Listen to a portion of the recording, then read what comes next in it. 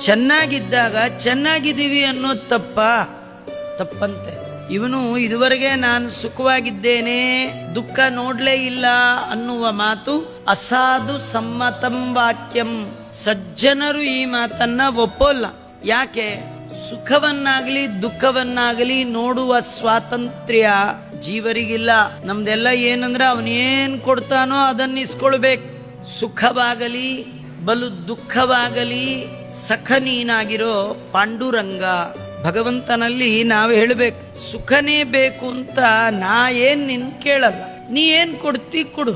ನಾನೇನ್ ಕೇಳ್ತೀನಿ ಅಂದ್ರೆ ಸುಖ ಬಂದಾಗ್ಲಾದ್ರೂ ಸರಿ, ದುಃಖ ಬಂದಾಗ್ಲಾದ್ರೂ ಸರಿ, ನನ್ ಕೈ ಬಿಟ್ಟು ಅಲ್ಲಿ ಹೋಗ್ಬೇಡ. ನೀನು ನನಗೆ ಸಖನಾಗಿ ಗೆಳೆಯನಾಗಿ ನನ್ನ ಹಿಂದೆ ಮುಂದೆ ಓಡಾಡ್ಕೊಂಡಿದ್ದಿ ಅಂತಾದ್ರೆ ಬಂದದ್ದೆಲ್ಲ ಬರಲಿ, ಗೋವಿಂದ ನಿನ್ನ ದಯ ಒಂದಿರಲಿ. ನಾವೆಲ್ಲ ದೇವರಲ್ಲಿ ಹೀಗೆ ಕೇಳೋದೇ ಇಲ್ಲ. ನಾವು ಕೇಳೋ ಸ್ಟೈಲೇ ಬೇರೆ. ನಾವು ಹೇಗೆ ಕೇಳ್ತೀವಿ ದೇವರಲ್ಲಿ?